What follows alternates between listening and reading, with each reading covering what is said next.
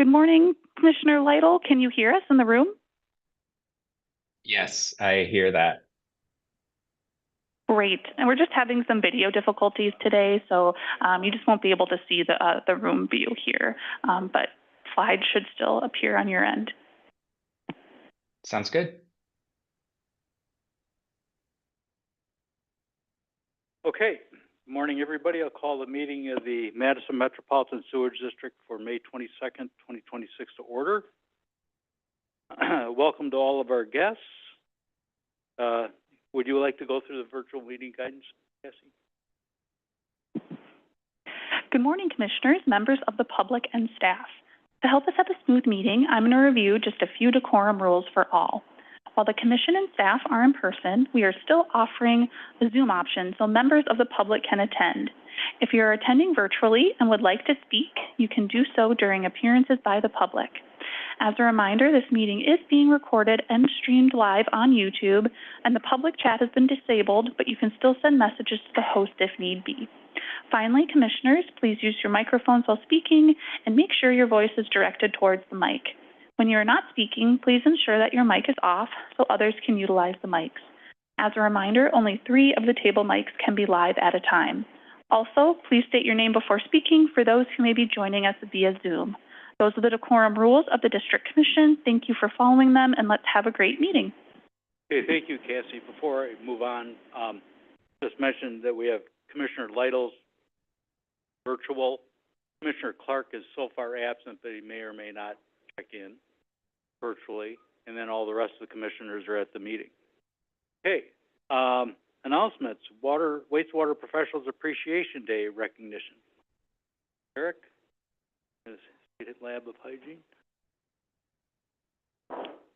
Thank you for the opportunity to crash your meeting here for 5 minutes or so to recognize the Wastewater Professionals Appreciation Day, which was declared by Governor Evers on May 22nd. And I'm Martin Schaefer. I'm representing the Wisconsin State Lab of Hygiene and the Department of Health Services and the University of Wisconsin-Milwaukee, which are the 3 partners in the wastewater monitoring program that MMSD so graciously participates in. And I just want to take a few minutes to honor the wastewater professionals that every day raise awareness and celebrate staff, their dedication to wastewater treatment and monitoring to make Wisconsin healthy. And this is the 3rd annual celebration. We started with the wastewater monitoring program, brought this to the attention of the governor back in 2.5 years ago, and graciously proceeded with declaring this a really important day in wastewater professionals activities. We are now holding small celebrations across the state, and this is the 11th little celebration that we've had, and the reception has been great. So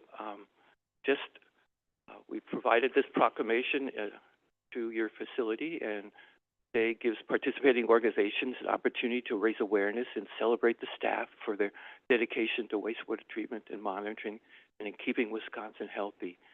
And this is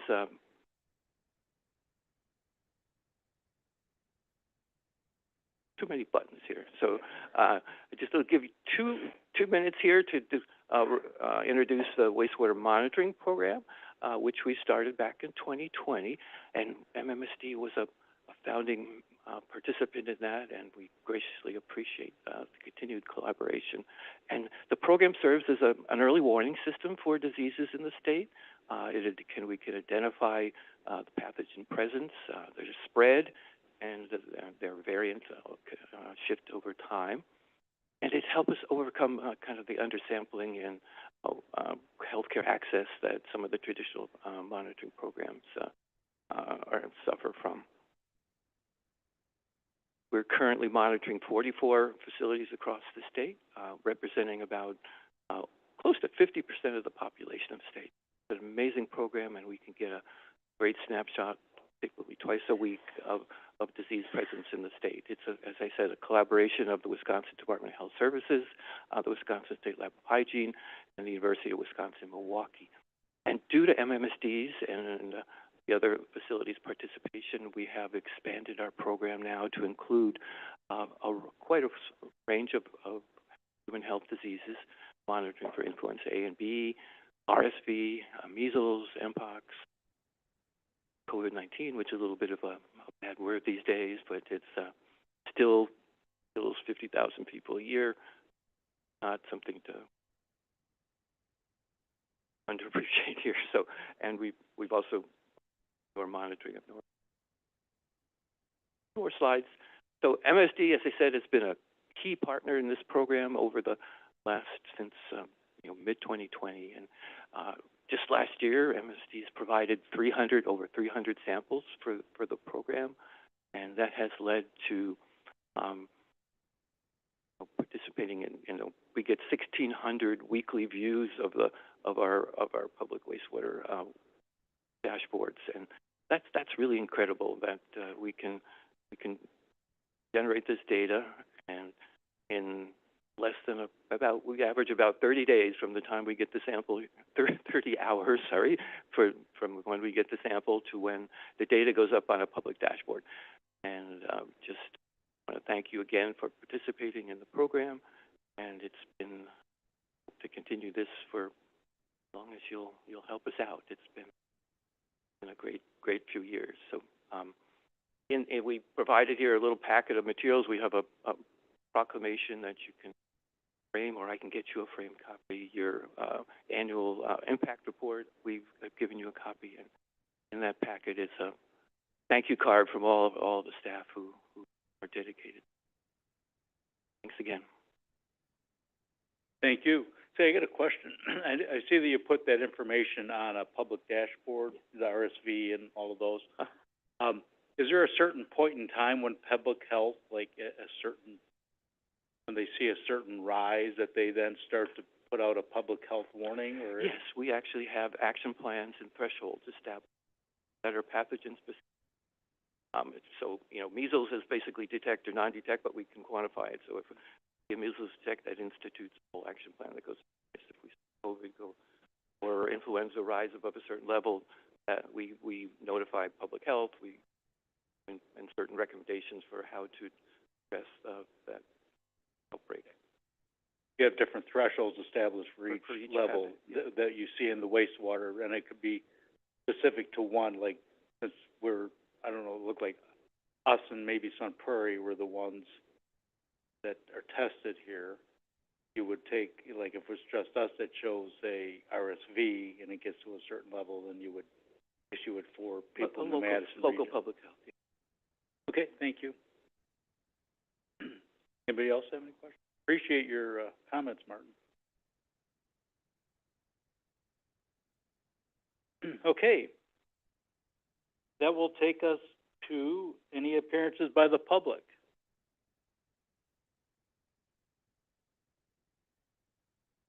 Did you have anything else? No? Okay. I don't see anybody, so that'll take us to the consent calendar, item 3, where we have the meeting minutes of last 2 weeks ago, the 14th, cash statement operating, and then we have several sanitary sewer extension plans. And then review of bids and award a contract Headworks Building Grit Piping Replacement Phase 2. Anybody have any questions on any of the items before we get a motion? No? Okay, so do we have a motion to approve the consent calendar? This is Commissioner Freeze. I'll move approval. Commissioner Freeze? Second, Commissioner Meyer. Second by Commissioner Meyer. To approve the consent calendar, all those in favor say aye. Aye. Aye. Opposed? Opposed? Motion carries. Thank you. Okay. Let's see. That will take us to topics. We have the acceptance of the district 3-year plan. Eric, you're going to lead this off? Yep, thank you. Eric Dundee, Executive Director. So happy to come today with the final piece of the district strategic plan. Just to put this into context, With this meeting, we are able to move from what I call the development phase of the strategic plan into implementation phase. So this is when we've now got our reporting calendar done, we've got our performance areas, key metrics, and then also this 3-year plan. So just to define the 3-year plan, we've talked about what a 3-year plan is for the strategic plan with the commission for quite a while. But in this case, within the packet and then on the screen today, we're really trying to define it for you, trying to explain what this is and why there's only so many projects on there. We don't know what the expectations was of the commission, but for us, this is the 7 projects that we are identifying that the commission should be paying attention to because of financial reasons, staffing resources, things like that. But what it is it's the focus for the next 3 years of projects, short-term and long-term. If you know about some of the projects that we do around here, it is not 2 months and you're done. It could be 6, 7, 8 years. And then the idea here is this is the responsibility of the executive management team. So if you look at the strategic plan, we start at the top with the commission and the communities as a whole with our mission, vision, values, and we work through our performance areas and those monitoring metrics with the commission. As we move into the 3-year plan and then below that with the district management plans, that's when it becomes a staff responsibility, and that responsibility then turns into a report to the commission. So to talk about the plan is we're just really trying to use what you see on the screen here in the bold is translating what the priorities are, the resources we talked about, monitoring those and reporting to the commission. One note on here is to make sure that you understand that annually we will come back and look at these projects and do updates on the 3-year plan itself. But please expect that with the reports that we approved at last meeting, reporting is going to be on a project basis, you know, if we're going through bids, design, things like that, also through the just quarterly updates. So it would not be an annual update for these projects. These will be continually. Give an example, the executive director performance review process. Basically, every meeting there is a ask of any kind of report. So as we go through these projects, I'm just going to hit very top level items in each one of those. If you want to dig into the packet, there's a 19-page document in there for you to really dig through. So at a glance, here are the projects. You've heard about ERP, Enterprise Resource Planning. We are combining that with Enterprise Asset Management.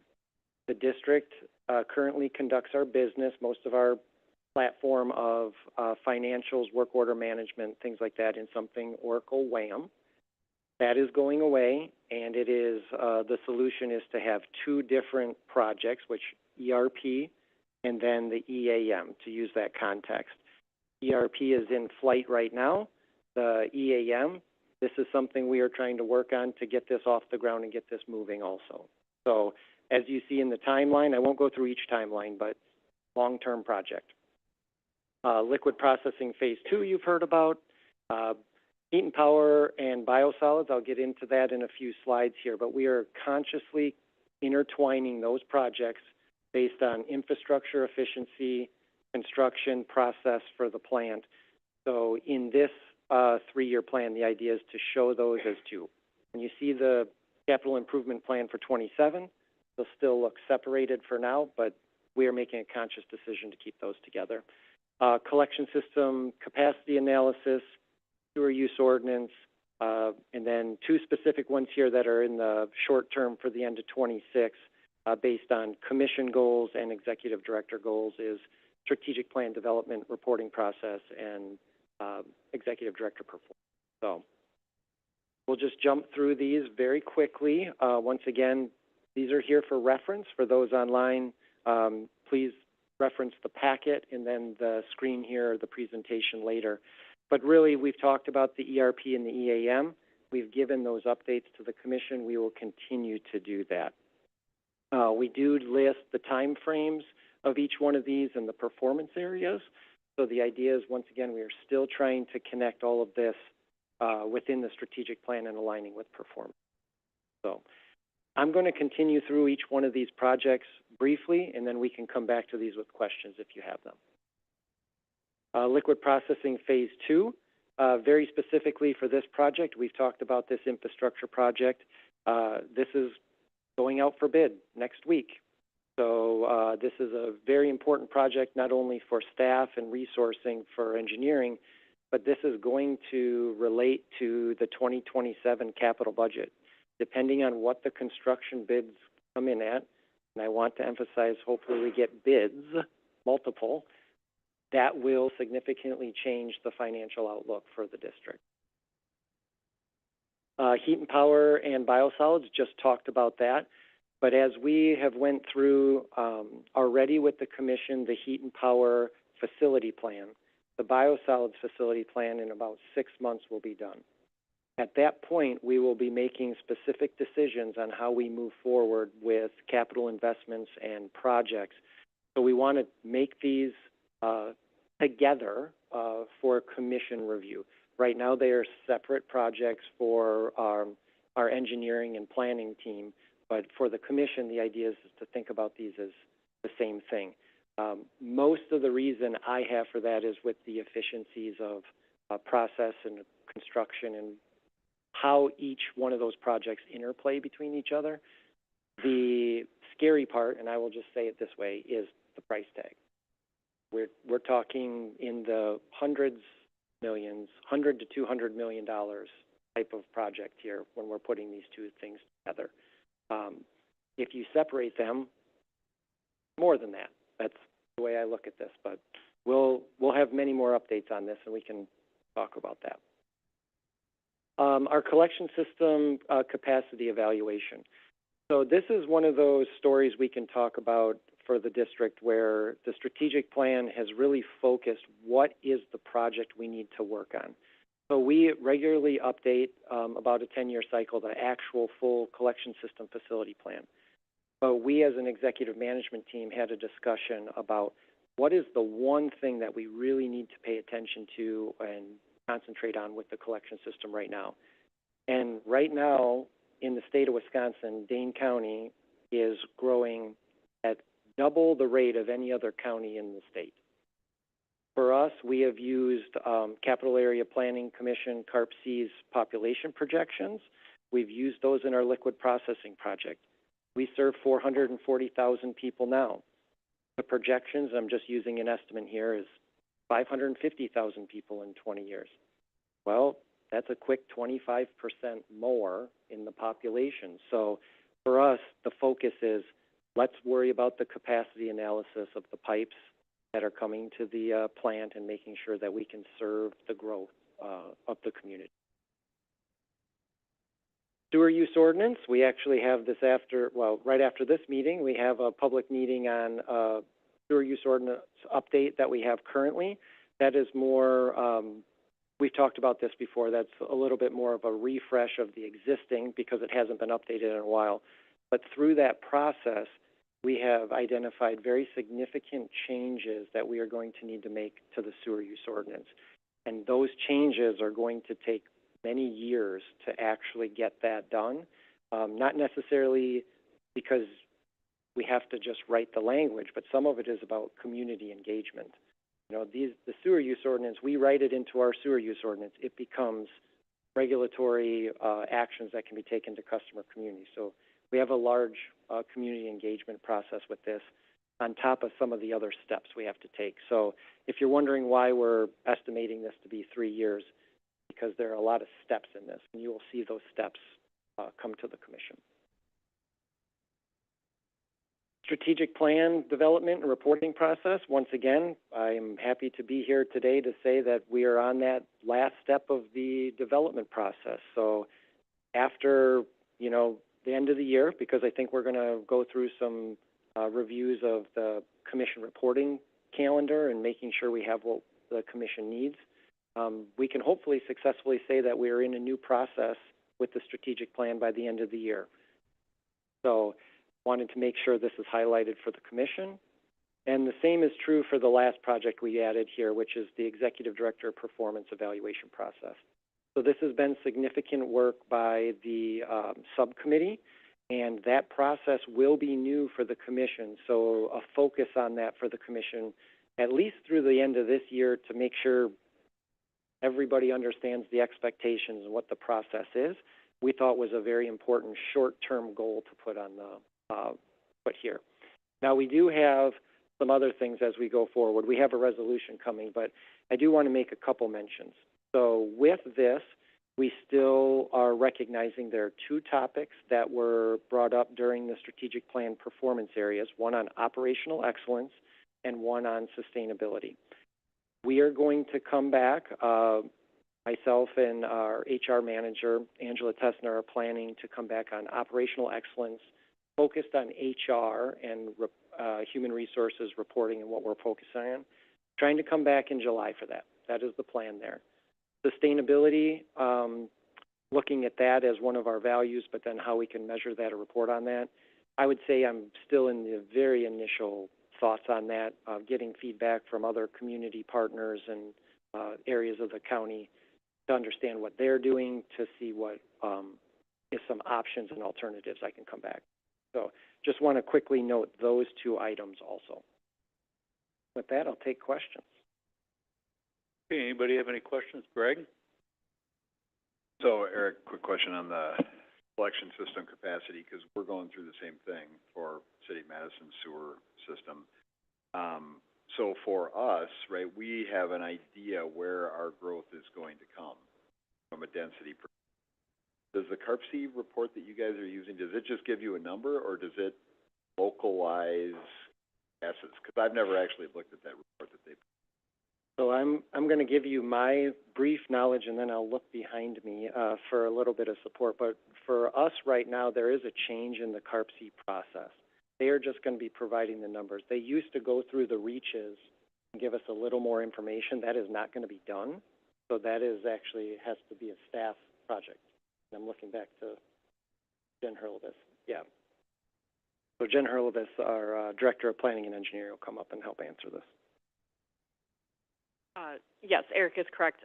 So CARPC has helped us with doing the full analysis in the past. They will still be providing the population, the 2020 census data to use. That was recently released. The discussions we still need to have with them is how are we getting the comp plan review information from them for like commercial, industrial, and the future projections information. So we still need to coordinate on that. That's kind of part of the planning stage of this evaluation. In the past, they would have LTE for about a year and a half, work full-time on doing the actual analysis and then compiling the report. They have indicated that they cannot do that portion, so that is something that we're going to have to figure out if we're going to staff that in-house or hire consulting services to complete that analysis and report. I'm trying to get a hold of this because CARPC does provide the projections for every community too. Yes. Right. So you get that. You can get that individual community level of Middleton, Fitchburg, Winona, all of that.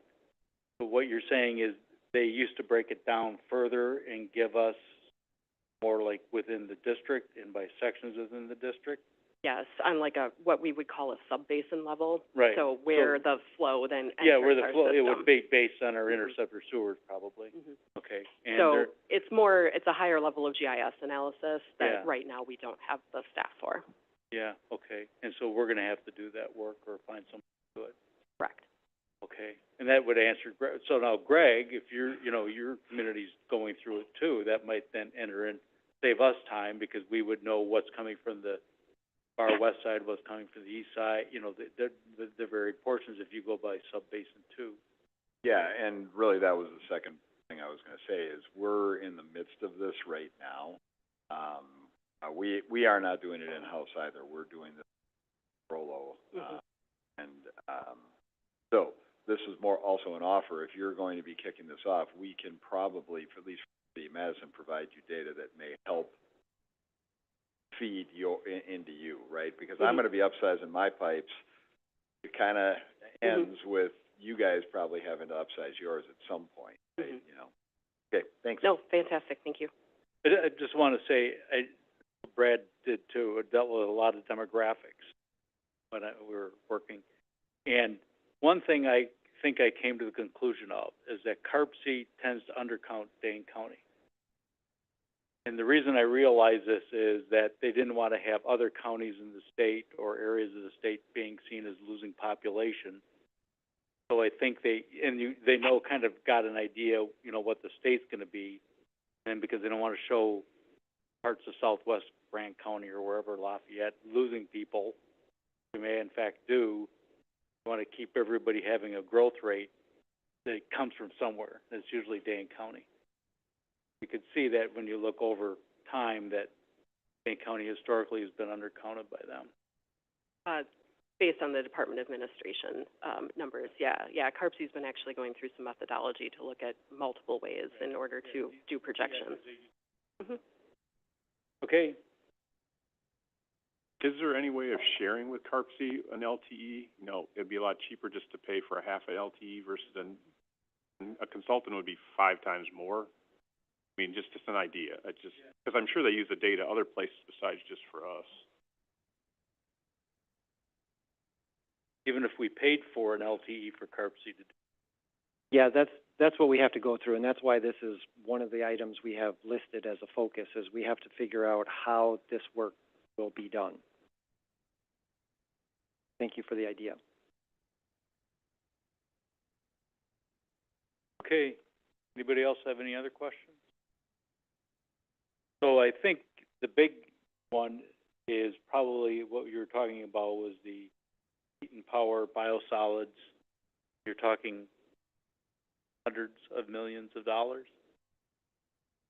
Yep, this is my first time of being able to tell you those things. So as we go through these projects, we're finding out that we knew this already, that prices are going up, but also the complexity of these projects are significant.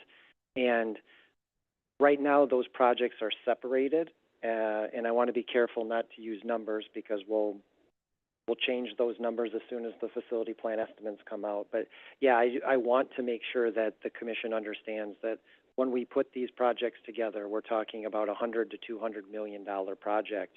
And when we're going through the budget process this year, is my idea of giving you early notice. That is going to be one of the things we have to talk about. We have to look at the financing plan, what we're going to do with that. So this is the early warning that part of the 2027 budget process and the CIP review internally also is, do we have enough resources to do this? How are we going to pull that off? So this is a significant challenge for us and why it's on the list. We're not getting into scope creep, are we? We're in facility planning phase, so the scope is not even discussed yet, besides what the process changes and buildings are.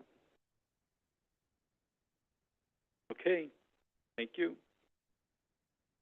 Anybody else, any questions? Okay, do we have a motion to approve the resolution 2026-05-28R7? Commissioner Bookland, I'll move to approve the resolution. Motion by Commissioner Bookland. Murphy, I'll second it. Second by Commissioner Murphy. Any further comments or discussion? Seeing none, all those in favor say aye. Aye. Aye. And opposed? None, motion carries. Okay. That will take us to deliberation regarding acquisition of easements for the Ninth Springs Valley Interceptor Capacity Improvements Phase 1. Vanessa?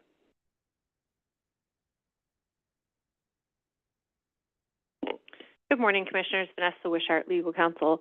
Lisa Coleman's actually going to start this topic off to discuss kind of an overview of the Nine Springs project, get everyone back up to speed, and then I'll get into why we need to acquire easements for this particular property.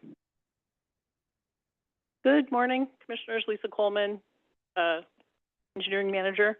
So just a really quick reminder of what the project is. The The Nine Springs Valley Interceptor was constructed in 1965. It conveys flow from Pumping Station 11, which is on Fitcherona Road in Fitchburg, to Pumping Station 12, which is on Clayton Road, just south of the plant. The Interceptor serves a large area, including Fitchburg, City of Monona, Town of Verona, City of Madison, City of Middleton, Town of Middleton. So pretty significant area that's also one of those growing areas we were just talking about. The population and wastewater forecasts indicate that most of this interceptor is going to need additional capacity between now and 2040. So we're planning for, phased projects to address that. The first phase of the capacity project is phase 1. That's approximately 6,000 feet of pipe just upstream of Pumping Station 11, so just south of the plant off Clayton Road, that area down there. The pipe's currently a 54-inch reinforced concrete pipe. In order to install a new pipe, we're going to need easements, and we're in the process of working on the new pipe alignment. Most of the phase 1 area traverses lands owned by 2 parties, one of which is Dane County, one of which is the Up-Off Farm. And I want to talk specifically today about the Up-Off Farm. Typically, we would want to use eminent domain process for land acquisition. However, in this case, there's a bit of a complication, which the district's council will speak a little bit more about. We will in closed session.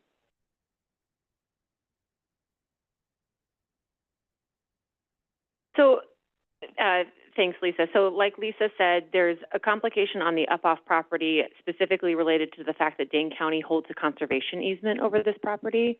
And so like Lisa said, typically the district's process to acquire property rights it needs for this infrastructure would be through the eminent domain process, but that's complicated by the conservation easement that Dane County holds over this property. So instead, what we're looking at is acquiring an easement over this property, as Lisa mentioned. And what we need, or what staff needs from the commission, is direction on what the offer for that easement will look like, including easement terms and the price that the district would be willing to offer for that easement.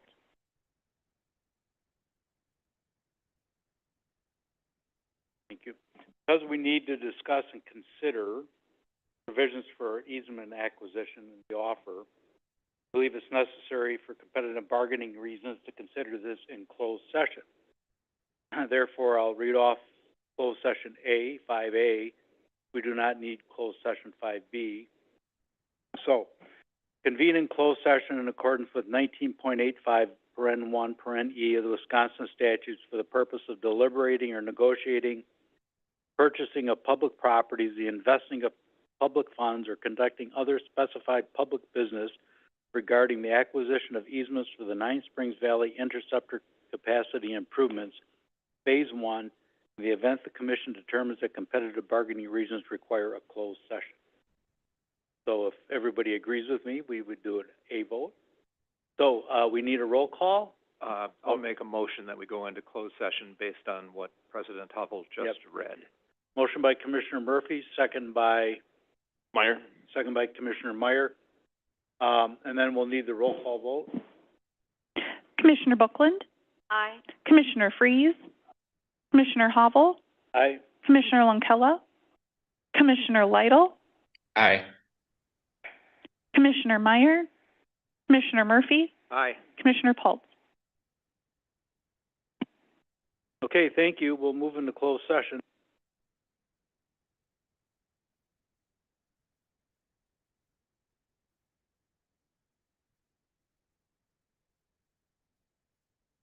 And Commissioner Lytle, you'll be asked to join a Zoom breakout room in just one moment.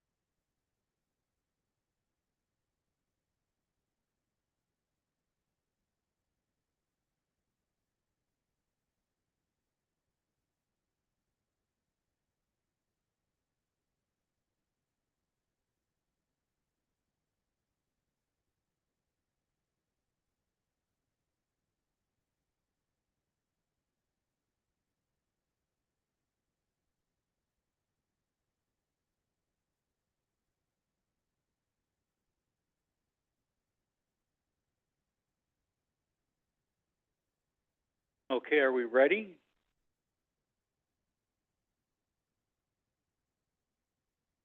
Okay, we're ready. Oh, yeah, Vanessa, well, what I will do report is that the commission had a motion by Commissioner Murphy, second by Commissioner Meyer, to go back into open session. And we did a roll call vote, and all members, including Commissioner Lytle, were present for the roll call vote. Obviously, Ken Clark was absent, but, and everybody was an aye. So, we discussed the easement acquisition issues regarding property in Phase 1 of the Nine Springs Valley Interceptor Capacity Improvement Project. And I'm going to ask our legal counsel to read proposed motion that we could use, language that we could use. Then we'll get a motion in a second and further discussion. So we need a motion to authorize district staff and legal counsel to extend an offer to the property owner for execution of an easement under the terms discussed in closed session and take all action necessary to acquire the property interest. Murphy, I'd be happy to make that motion. Motion by Commissioner Murphy. Do we have a second? This is Commissioner Freeze, I'll second. Second by Commissioner Freeze. Okay, any further discussion? Hearing none, we don't need a roll call or anything on this, so hearing none, all those in favor say aye. Aye. Opposed? None, motion carries. Okay. That takes us to reports. No report. Any committee reports? Ezra, I know you guys are meeting. Yeah, we have a meeting today, and then we are looking to be on track to come back to the commission on June 11th. So, look forward to that. And then, Greg? We're, the financial subcommittee is meeting Monday, I believe, and we're gonna go through the quarterly report, and that's our only action for this next item, or next meeting, excuse me. Okay, thank you. Alan?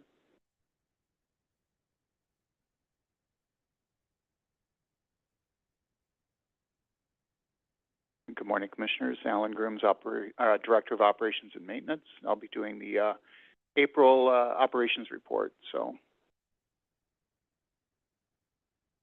we just have the one slide for this month. This is the April performance metrics. Just a reminder, this is the last month we're showing on the old permit. So next month, starting May report, we'll be doing on the new permit with some of these limits being a little bit different than what we're showing here. The shaded area is one standard deviation around what we've had for 3-year performance average on those parameters where we'll be changing notably the CBOD 5. We're gonna have to reconstruct that. So we'll work on that next month on how we'll display that in a way that makes sense. But everything here was pretty much in the areas we would expect. 4.6 milligrams on total suspended solids and the phosphorus, right down kind of that middle of that historical range, and the phosphorus at 0.24 for a 6-month average, and I think the monthly average was 0.23. So at the 6-month point, it's kind of all shaken out there. So that's really showing both a pretty accurate picture where we're at with respect to that limit. Reminder on the phosphorus, we would move into 0.5 milligrams per liter, so that will look different in the months going forward under a new permit. Ammonia 0.34, about what we would expect this time of year. And then chloride numbers dropping back off of kind of that wintertime. We're also seeing a little bit of a dilution there. April, as you recall, was we had some pretty good rains in the early part of that month, so that's a portion of that. It's a concentration-based limit here that's shown, so that dilution is reflected a little bit there as well. So then effluent F. coli performance, very good, typical for this time of year, early in the season. I don't have anything else to call out on this report. It was pretty typical and good performance. So I don't know if there are any questions by the Commission. Okay, anybody have any questions? Seeing none, thank you. Thank you. So, legal and regulatory, Vanessa? Good morning, Commissioners. Vanessa Wishart, Legal Counsel. A couple updates on what the work we've been doing for the district over the last month. One thing our litigation team has continued to work on is the condemnation litigation, those interrelated condemnation cases. That is in discovery, so there has been a lot of work done over the last month on depositions for those cases.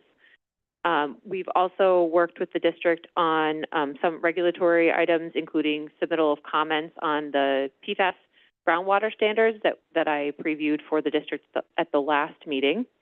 And then ongoing work with the public hearing for the sewer use ordinance, which is going to happen after this meeting. Any questions? I'm happy to answer. Any questions? Nope, thank you. And future meeting schedule, as always, that's in the packet. And if anybody's going to be absent or be virtual, please let Cassie or somebody know so that we can get it down and get an idea of what.